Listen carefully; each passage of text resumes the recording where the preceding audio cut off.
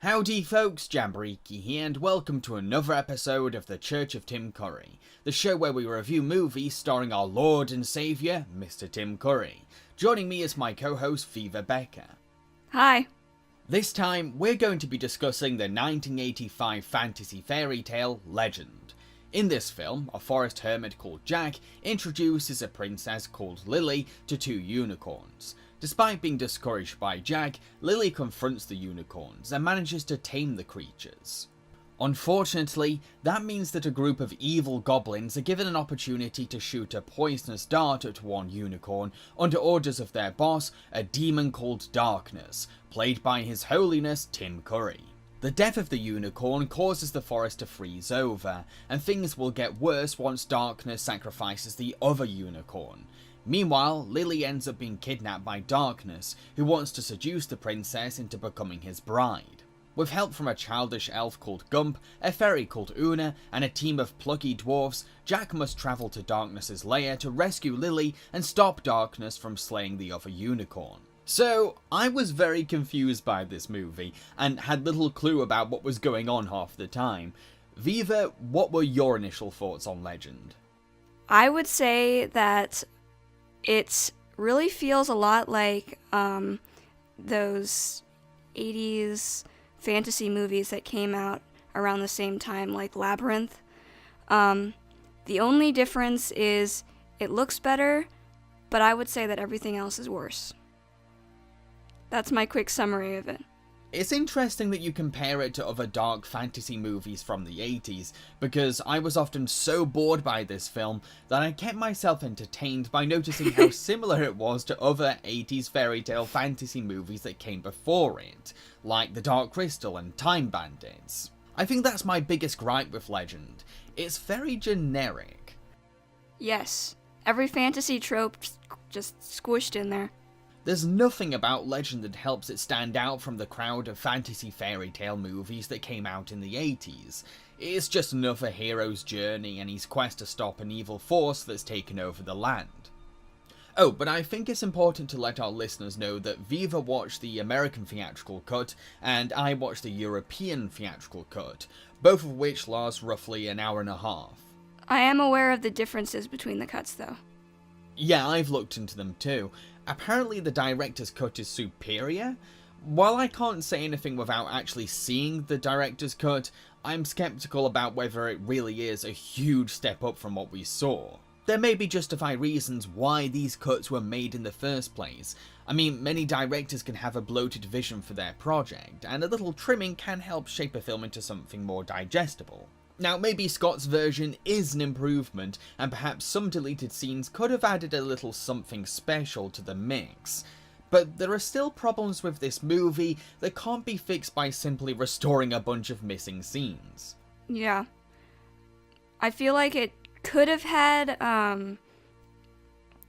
a better vision of what the tone should be, though, if they had maybe added in some other things. I felt like it could have explained a lot of things better. It could have had some character development. There's no character development of any of the characters. So leaving in some things might have been helpful, I think. That was a really big issue for me. I didn't care about any of the characters, yet the movie has this attitude where it assumes that we've fallen for them all by the end. When the characters are all saying goodbye to each other, I felt nothing at all, but the movie was implying that I should give a shit and was supposed to be very emotional about everyone going their separate ways. Yet, I honestly didn't care about saying goodbye to these cookie-cutter characters. It's mainly because everything in this movie is so frantically rushed, and you can tell that scenes have been butchered on the cutting room floor. You can't get sucked into the atmosphere of the film due to this, and the visuals are the best part of the movie. The set designs and the cinematography for Legend are superbly lavish, but I don't feel the enchanting atmosphere of this movie's forest, even though it looks really pretty. And I don't care that the forest is in trouble either. Everyone is making a big deal about the demise of this world, and I wasn't bothered. We spend what feels like roughly 5 minutes in this forest before we find out that it's in danger. I don't care that these people are in trouble either. No, I don't either. I'm really not fussed. Again, it goes back to my point that the film thinks we're attached to these characters without giving us some kind of narrative aid to help us sympathize with them. Yes. And the only thing that they show, Tom Cruise plays a twitchy weirdo in this movie, and that's basically everything about him, is he's a twitchy weirdo. And they don't show anything else. And then the main girl, the girl from Ferris Bueller, she plays, like, kind of a bratty asshole. Like, the only development scene we see of her before the story really begins, she goes to visit her so-called friend. She messes up her laundry by throwing it all on the ground, and then she takes her food, and then she leaves. And that is her development. And we're supposed to care about her? I don't think so. But speaking of Tom Cruise, I find it hilarious that this movie tries to play him off as whimsical. That is gold. When I first saw Tom Cruise in this Peter Pan kind of pose and a bird lands on his shoulder, I burst out laughing. And he does the face that he makes throughout the movie where he's like, a bird. That gormless look. He's always looking confused. As if even he doesn't know what the fuck is going on. Confused and horrified. What I find really funny about this is I watched the trailer, which was actually pretty good. It was the best that you could make for this movie. And I looked at the promotional materials and stuff, and there's a reason why they never show below the waist. They shadow it all out, because people don't wear pants in this movie, and he looks ridiculous. He does! I just honestly couldn't stop laughing. I think for the first 20 minutes, I was just giggling at how silly Tom Cruise looked. Tom Cruise just can't pull this character off. The problem with Tom Cruise, and this is mainly from the perspective of an audience of today, is that people see him as either a walking punchline or a serious action star. So it's difficult for us to take in the idea of him being this whimsical hermit of the forest. You're asking too much of me, movie. Too much. Okay, even with no associations, he's a guy who lives in a tree, he wears no pants, and he makes this weird face throughout the whole movie. So, I don't think I would take him seriously, even if he were an unknown. Yes, it's not just Cruise's miscasting. Jack is a very bland character. I get that he's supposed to be this unlikely hero, but it's not a very interesting take on the trope. He just walks around looking confused as he takes instructions from fantasy creatures he randomly meets. It seems like all the characters were kind of wooden, all the performances were. They had very fantastical dialogue writing, but nobody pulled it off. It was all kind of wooden. Another issue I have with the acting is that everyone looks like they have crazy eyes. I kept thinking, why are they looking at Tom Cruise like that? You look like you have murderous intent in your eyes. Yeah, the only one who was supposed to have crazy eyes was Tim Curry. But Gump and that fairy, who are meant to be somewhat charming and magical, they look like they're about to kill Tom Cruise one second, then be his best friend the next. So, should we talk about Tim Curry? Because he's the one who really came out of this film unscathed, I'd say. He's the only one that actually comes out looking okay. And he's the one that people remember this film for, I think. Absolutely. The thing I love about Tim Curry's darkness is that he commands this role, and he doesn't let the voice filters or makeup do all the work. All things change, lady. The dreams of youth are the regrets of maturity. Dreams are my speciality. Through dreams, I influence mankind. My dream is of eternity with you. Yes, and his face moves under the makeup, which I think is really important because there's a lot of makeup and appliances in this movie. And the other people, their faces don't move enough for me. They're probably trying a lot, but what they tend to do is they just move their bodies a lot while they're talking, and that's how they try to get their acting through. But their faces just don't move enough. Tim Curry's face doesn't move as much as it usually does, but he's under pounds and pounds of makeup, and I think it moves enough that I'm impressed with what he's doing. Totally, and I think he owns whatever scene he's in, and whenever he was on screen, that was when I was the most awake. He's that entertaining, and he really believes in the lines he's saying. I felt really engrossed in his performance. He's actually giving a performance. Now his character, I won't say that I'm too impressed with the writing of the character, his motivations, his random desire to marry Ferris Bueller girl,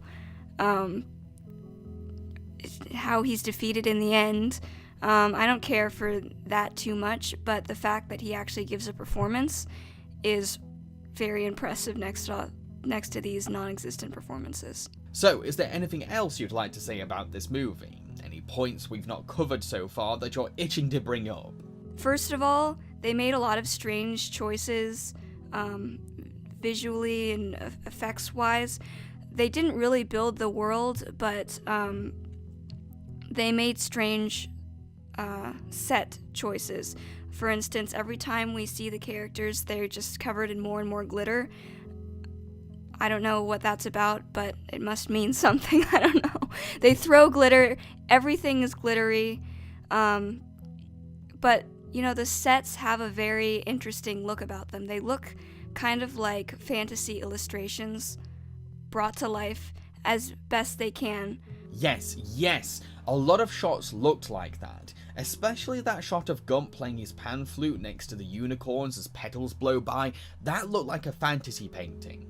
Also, there's a part where Tom Cruise he's been frozen under the water. He's trying to get out under the ice, and the sound effects they use, they sound like punching sound effects. They don't sound like ice sound effects, and things like that really take away from the story, and they make you confused as to what's happening, how things connect.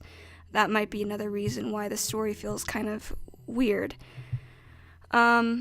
My recommendation for the movie is go on Wikipedia or somewhere and read the synopsis of the movie.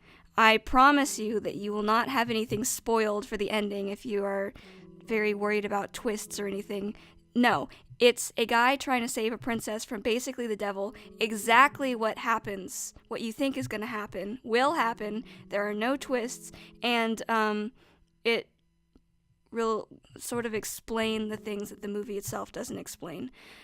Do that first, then watch the movie, and you will have a much better experience, and knowing what's happening will, be in your mind, so you won't be confused, and you'll be able to get into the visuals more, which is what people really watch this movie for, I think.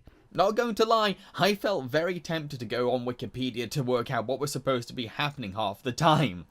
I was so puzzled, because everything is so muddled and exposition flies by.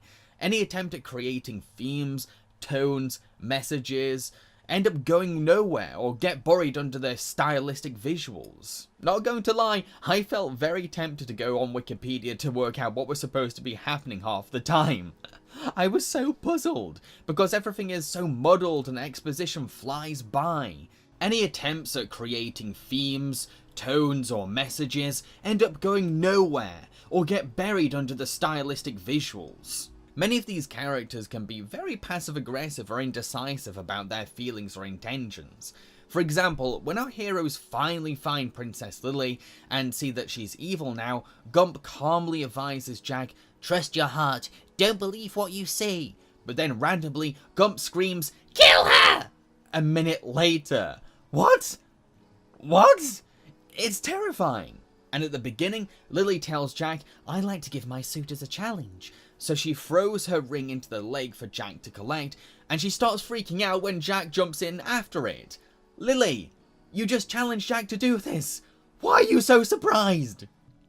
Yes, not to mention he's a twitchy weirdo, so I don't know how long she's known him, but I expect he's twitchily jumped into the river multiple times for lesser reasons.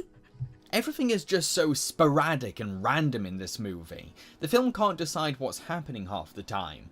Like, later on in the film, we can tell that Lily is tricking Darkness that she's become evil because she frees the unicorn instead of killing it. But then, Gump reveals that she's under some kind of horrible spell. What? I thought... Was she... I don't get it. Yes, and the part, a couple minutes before that, when they were sneaking around and Gump goes, "No, we have to stick together," when the guy was like, "I'm going to go off on my own." And then literally 2 seconds later, he's like, "We go our separate ways," which is exactly the opposite of what he just said. And back to what you said, after Tom Cruise twitchily jumps off the cliff and the bratty princess is like, "No!" And then Tom Cruise gets frozen under the lake, and bratty princess sees, she's like, "Oh, love of my life just got trapped under the water in this lake. Better run off and not save him at all, because I love him so much, so I'll just let him drown there, I guess." And that's how they get separated, and they stay separated most of the movie. It says online that this is supposed to be a romance movie. Worst romance I've ever seen. Worse than Twilight. Yes, worse than Twilight. Totally. I could not feel anything between them. They spend, 5 minutes together before they're separated, and I didn't feel like they had much chemistry during those 5 minutes. Anyway, let's wrap things up with our final verdicts. To conclude, I thought that Legend, in its European cut format, was a very bland and generic fairy tale fantasy. It didn't bring anything new to the table, or go the extra length to stand out from the crowd of dark fantasy films of the 80s. The narrative is also very convoluted and hard to follow, mainly because of the cuts, but also because of the general overall writing and direction. In addition, I found it really funny watching Tom Cruise attempting to pull off a whimsical forest hermit. He didn't fit the role at all, and came off as unintentionally hilarious. Apparently, Legend was heavily inspired by classic Disney films and Brothers Grimm fairy tales. It definitely feels like a homage to those kinds of movies and stories, but it doesn't really expand on or deconstruct those inspirations. It seems to simply copy them, without knowing what made them charming and engaging in the first place. However, the imagery and makeup is really impressive to look at. I can't compliment the visuals enough. This is a very beautiful looking movie. Plus, Tim Curry steals the film as a commanding and powerful presence in the role of Darkness. I'm going to give Legend a rating of 5 out of 10. And read the synopsis. Then you can focus on the visuals. If you do not, I promise you, 2 minutes into the film, you're going to be too bored to even pay attention. You're just going to turn it off. So if there's a way that you can sort of prep yourself to just get into it and put up with the confusing story, you're going to have more fun looking at the sets and looking at the makeup and looking at Tom Cruise's bare legs. I will give it a 3 out of 10 before reading the synopsis if you just go into it blind. After reading the synopsis, 5 out of 10. I've been Jamboree. Cheerio, folks. And I've been Viva Becker. Goodbye!